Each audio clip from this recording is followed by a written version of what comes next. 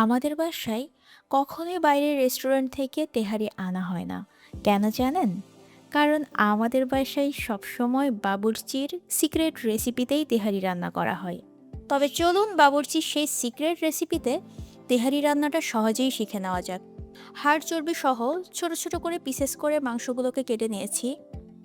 দেখতেই পাচ্ছেন বেশ ছোট পিস। এখানে মাংসের পরিমাণ ৬০০ গ্রাম। আমি গরুর মাংস দিয়ে করছি। একই প্রসেসে আপনারা চাইলে মাটন তেহারিও বানাতে পারেন। এবার দিয়ে দিচ্ছি 1/3 কাপ পরিমাণ টক দই।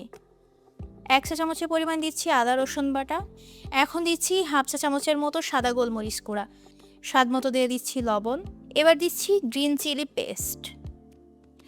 এখানে আছে প্রায় 2 টেবিল চামচের মতো। কাঁচামরিচ কেটে দেওয়ার থেকে কাঁচামরিচটা বেটে বা ছেঁচে দিলে সবথেকে ভালো রেজাল্ট পাওয়া যায়। অবশ্যই এটা দেওয়ার চেষ্টা করবেন। আর একটা সিক্রেট ইনগ্রেডিয়েন্টস হচ্ছে সাদা সরিষা বাটা, যেটা দিয়ে দিচ্ছি 1 চা চামচ পরিমাণ। তেহারির যে ঝাঝালো স্বাদ সেটা আসবে এই সরিষা বাটা থেকে। এখন সবকটি উপকরণ দিয়ে খুব ভালো করে মেখে নিতে হবে। আপনারা নিশ্চয় লক্ষ্য করেছেন আমি শুধুমাত্র গোটা কয়েক মশলা যোগ করেছি এখানে। এই পর্যায়ে এখানে কোনো ধরনের তেহারি মশলা বা কোনো কিছু যোগ করা যাবে না। এভাবেই এটাকে মেরিনেট করে রেখে দিতে হবে 30 মিনিটের জন্য। ঢাকাইয়া তেহারির পারফেক্ট স্বাদ পেতে আমি ব্যবহার করেছি আকিজের সানশাইন সরিষার তেল।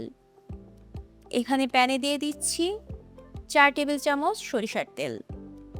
তেলটা ধোয়া ওঠা গরম হতেই এখানে দিচ্ছি গোটা গরম মশলা।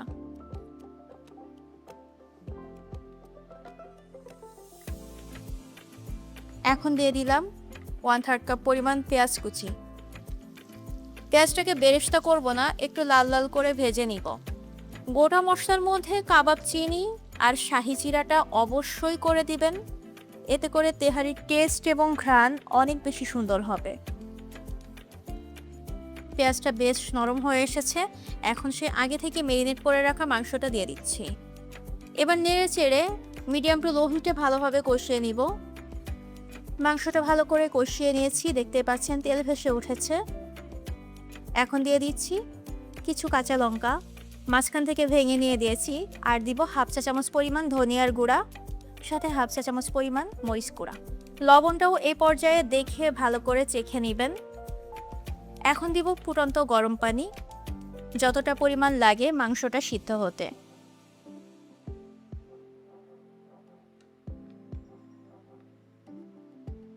মাংস তো সেদ্ধ হয়ে এসেছে। এখন ঝোলটাকে খুব ভালো করে শুকিয়ে নিতে হবে। কিছুটা ভাজা ভাজা টাইপের হবে, অর্থাৎ তেল ভেসে উঠবে। মাংস থেকে একদম তেল ছেড়ে গেছে। এ পর্যায়ে দিয়ে দিব তেহারি মশলা। বাজারের যে কোনো ব্র্যান্ডের তেহারি মশলা ব্যবহার করতে পারেন। আরও দিচ্ছি 1 টেবিল চামচের পরিমাণ বেরেস্তা। তেহারি রান্নার শুরুতেই মাংসের ভেতরে তেহারি মশলাটা দিতে যাবেন না, এটা অবশ্যই শেষে যোগ করবেন। এতে করে মশলার ঘ্রাণ চালের ভেতর একদম ছড়িয়ে পড়বে আর খেতেও অনেক বেশি ভালো লাগবে।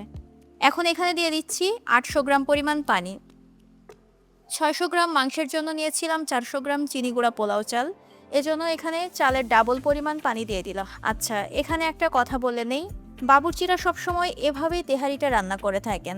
আমরা সাধারণত বাসায় চালটা ভেজে নেই, ওনারা ওই প্রসেসে রান্নাটা করেন না। আজকে তেহারি রান্নায় ব্যবহার করেছি আকিজের সানশাইন চিনি গুঁড়া সুগন্ধি চাল। আমার এটা পার্সোনালি অনেক বেশি পছন্দ।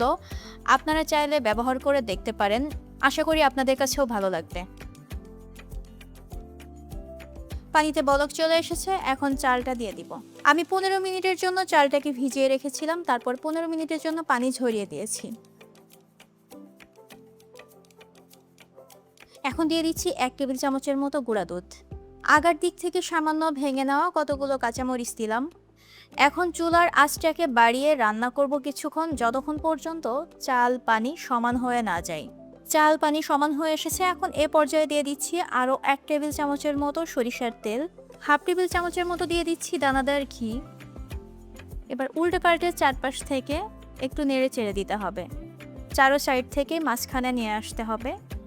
এখন অল্প একটু বেরেস্তা আবারও দিয়ে দিলাম।